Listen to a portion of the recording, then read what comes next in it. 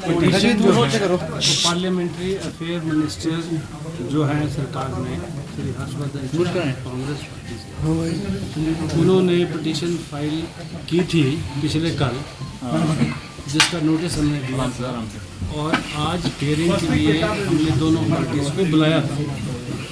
1:30 बजे पार्टीज जो है 2 लॉयर्स जो है यहाँ उपस्थित हुई हैं और पिटीशन की तरफ से हर्षवर्धन चौहान जी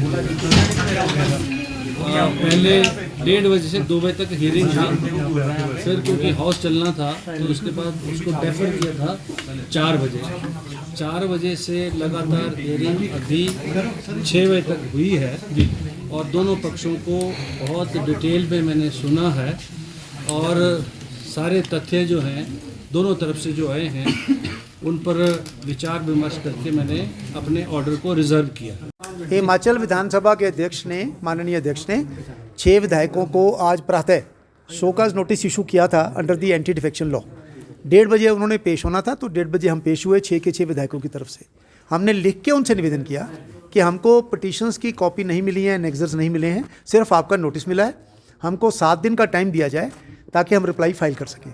under the anti defection rules, rule 7 जो विधानसभा के अपने बनाए हुए हैं, उसके अंतर्गत जिसके खिलाफ पिटीशन आती है उसको कम से कम 7 दिन का समय रिप्लाई फाइल करने के लिए दिया जाता है। हमारा रिप्लाई देने का अपना राइट है, हमको रिप्लाई देके अपनी बात हमारी कहने का मौका दिया जाए।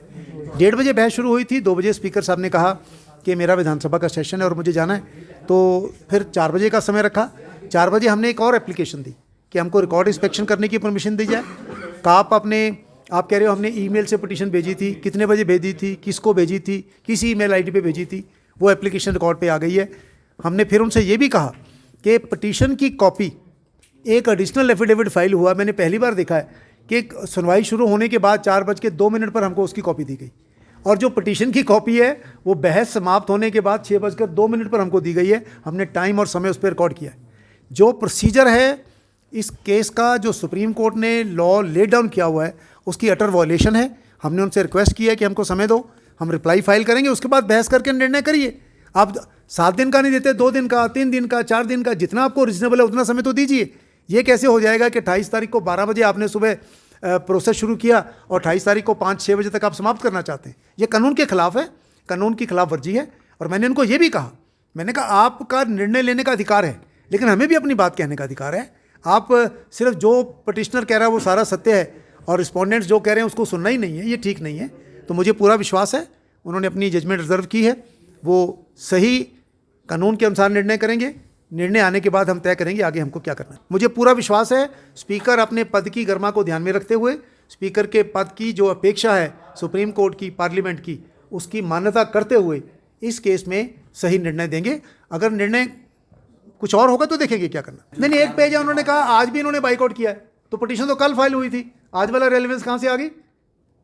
पिटीशन कल फाइल हुई है, उसकी कॉपी नहीं मिली। जो आज एक एडिशनल एफिडेविट फाइल किया, ये तो ऐसा थोड़ा भी आपकी घर की अदालत है जो मर्जी कर लो, कानून के अनुसार चलता है। मैंने कहा जज के सामने भी कोई बंदा कत्ल कर देना तो आप उसको कान से पकड़ कर ले जाके सीधा फांसी के फंदे पर नहीं टांगते, उसका ट्रायल चलता है, उसको मौका मिलता है अपनी बात कहने का।